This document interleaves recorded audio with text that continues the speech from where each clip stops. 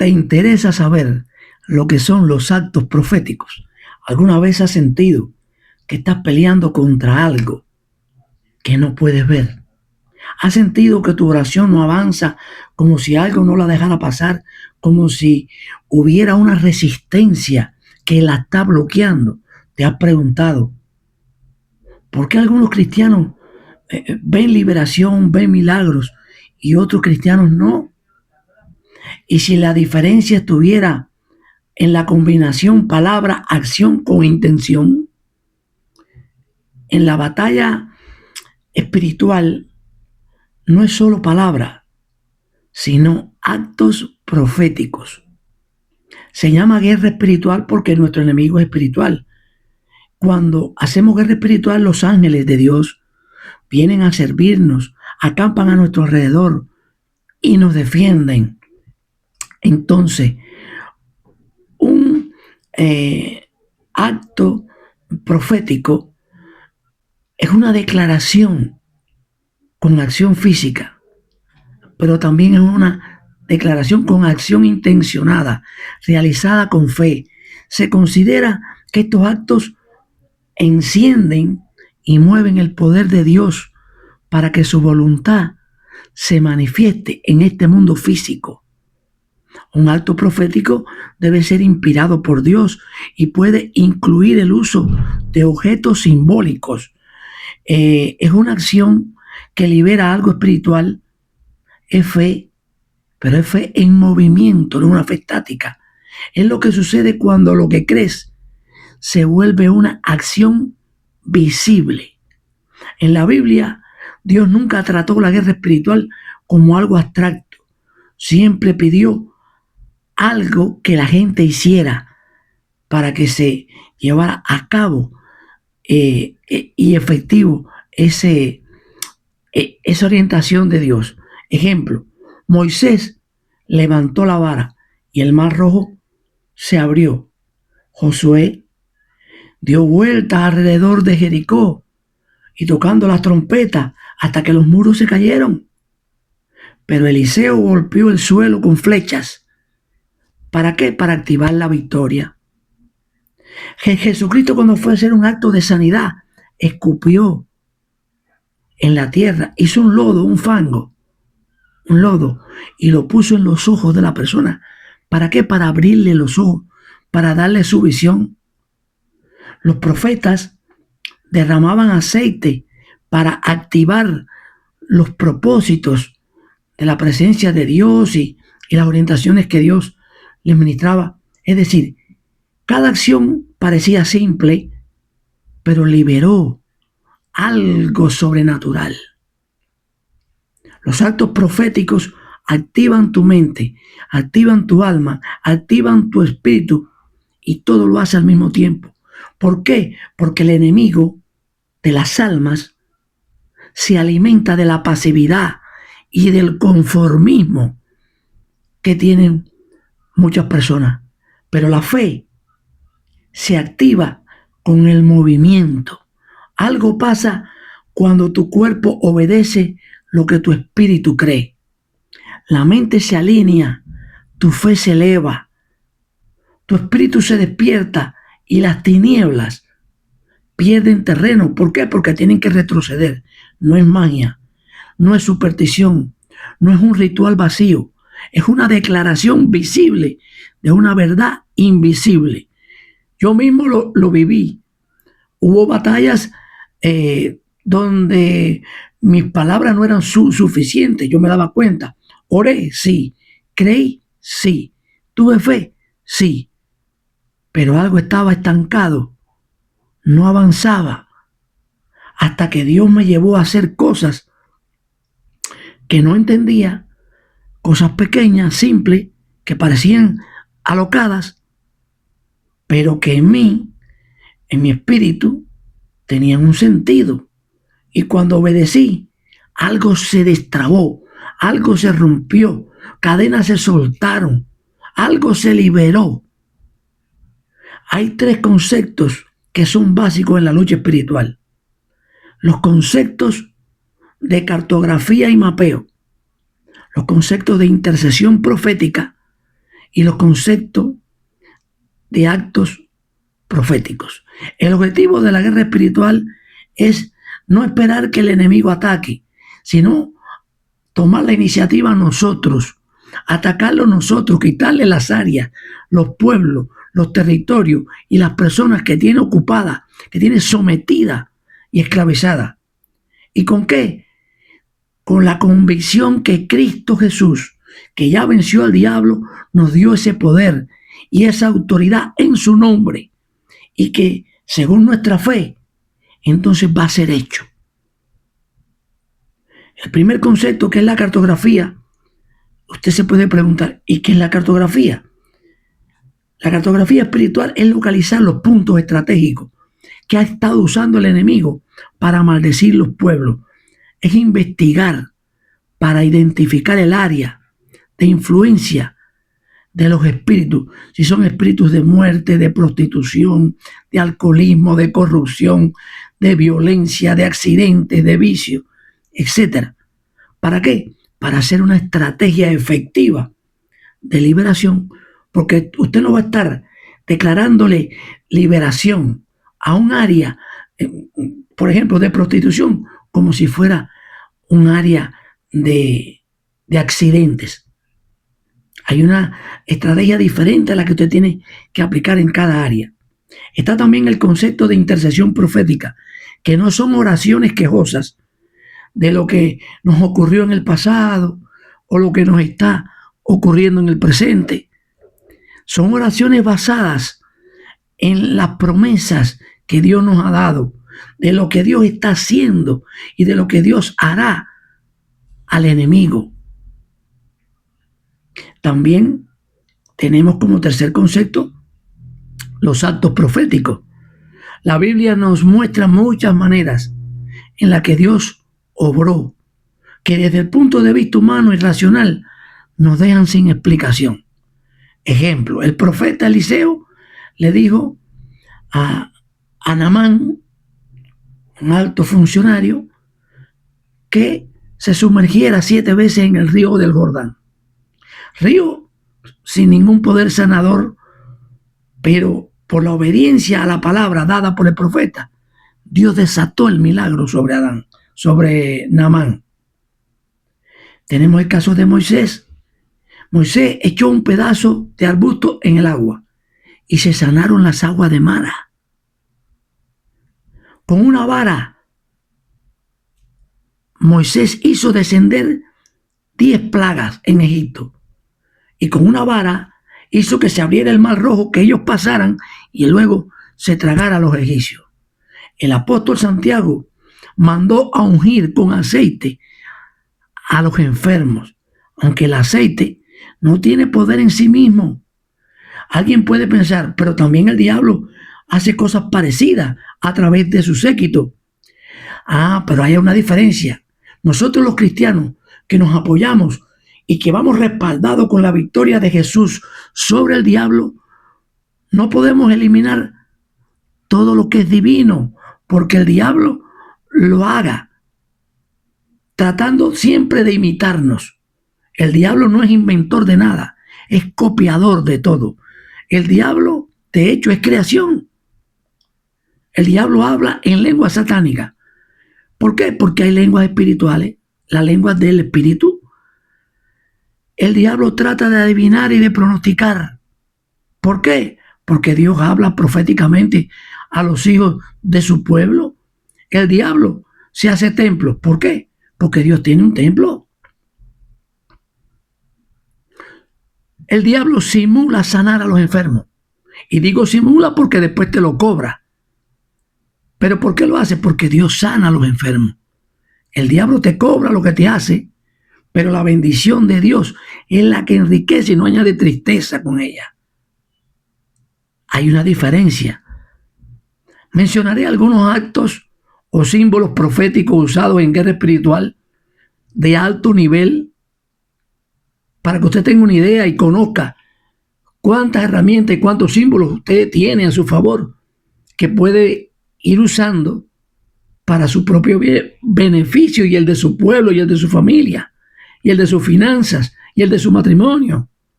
y el de su trabajo. Por ejemplo, ungir con aceite un lugar. El aceite es uno de los símbolos del Espíritu Santo. Es usado para consagrar un lugar y desatar allí la presencia del Espíritu Santo, la presencia de Dios. Usted lo puede ver en Génesis 28, del 18 al 19, cuando Jacob se levantó de mañana y dice la Biblia, y tomó la piedra que había puesto de cabecera y la alzó por señal y derramó aceite encima de ella y llamó el nombre de aquel lugar Betel. Aunque Luz era el nombre de la ciudad primero, es decir, Jacob puso a trabajar allí a la oficina de cartografía. ¿Por qué? Porque esa ciudad antes se llamaba Luz y ahora le puso Betel.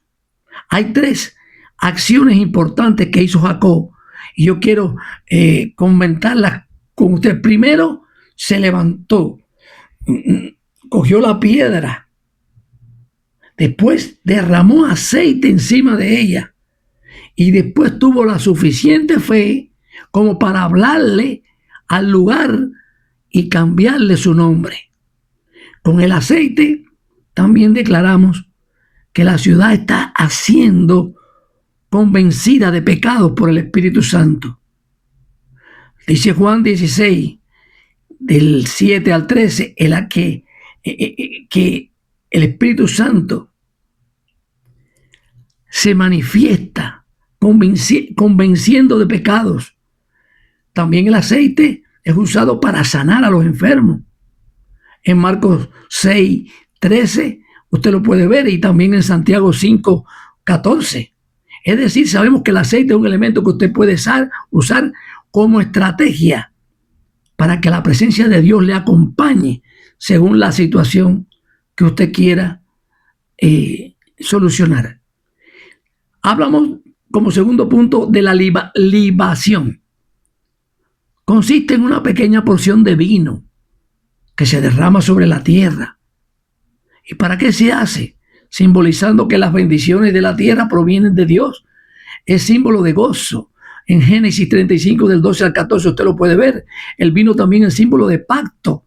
En Mateo 26, del 27 al 28, es símbolo del nuevo pacto. Representa también la sangre de Cristo. Representa el perdón de los pecados. Usted lo puede ver en Efesios 1:7. También nos justifica. En Romanos 5:9 usted lo puede ver. Se puede hacer la cena del Señor en el lugar derramando vino, haciendo proclamación sobre la zona y hasta enterrando porciones de la escritura de la palabra, como si usted estuviera sembrando semillas que después van a brotar y que van a dar fruto. ¿Por qué? Porque cuando oramos, los ángeles de Dios se mueven a nuestro favor. Y usted, con una promesa de Dios, usted la entierra con la intención de que florezca. Y podrá ver el fruto. Y si le echa vino, está sellándola con la sangre de Cristo.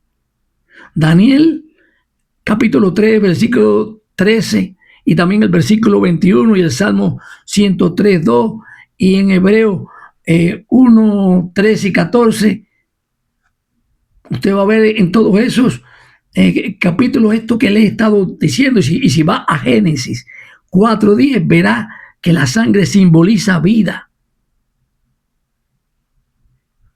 Se puede usar como un símbolo, como un acto profético, como un ritual que usted lleva acompañado de la oración intencionada para liberar, para sanar, para solucionar situaciones. El tercer punto, pudiéramos hablar de lo que son las piedras. Las piedras como elementos para usar en los actos proféticos son símbolos de Cristo. Efesios 2:20 lo plantea, y también Cristo lo tenemos como un referente de la roca y de los creyentes como piedras vivas. Primera de Pedro 2:5 lo refiere. Sirven para también delimitar la tierra. El profeta Elías tomó 12 piedras para edificar un altar de Dios que estaba caído. Y si usted va a Primera de Reyes 18 del 30 al 32, Josué al cruzar el Jordán dejó 12 piedras como testimonio. Usted lo puede ver también en Josué 4 del 1 al 8. Y algunas personas ungen las piedras con aceite y las ponen en la esquina rodeando una manzana. ¿Para qué? Para marcar el territorio donde ellas están declarando la presencia y el señorío de Cristo en ese lugar. También cogen esa piedra, la ungen con aceite. La piedra en sí no tiene ningún poder, el aceite tampoco, pero la declaración y la acción intencionada que usted está haciendo sí. Cogen y lo ponen en la almohada de algún familiar inconverso.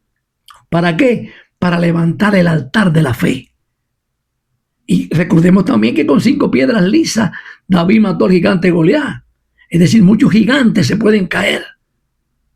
La piedra es símbolo de todo esto que le he estado comentando. También, como punto 4, podemos ver la sal. La sal es símbolo de la pureza, de lo que preserva, de la perpetuidad. El reinado de David fue sellado con sal, como símbolo de perpetuidad. Usted puede usar la sal. En Segunda de Crónicas 13:5, usted lo puede ver. Sellaba un pacto para siempre. En Levíticos 2:13 nos dice que las ofrendas de ese tiempo debían de llevar sal. También la sal fue usada por Eliseos. ¿Para qué? Para sanar las aguas. Usted lo puede ver en Segunda de Reyes 2, del 20 al 22.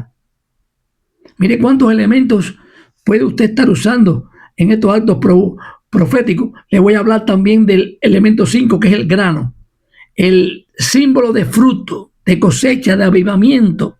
Si usted va al Salmo 72:16, dice que desde lo alto de los montes ellos soltaron granos y profetizando tipológicamente la cosecha de almas que vendría después de la lucha espiritual. Usted lo puede hacer con esa forma intencionada y está respaldando su palabra con acción y con intención. También se habla en Segunda de Reyes 13 del 14 al 19 del arco y de la flecha que se empleaba para significar heridas mortales en el reino de las tinieblas, en el reino de la oscuridad. El símbolo de la flecha no es que usted le dé un flechazo a nadie. Usted usa el símbolo de la flecha. ¿Para qué?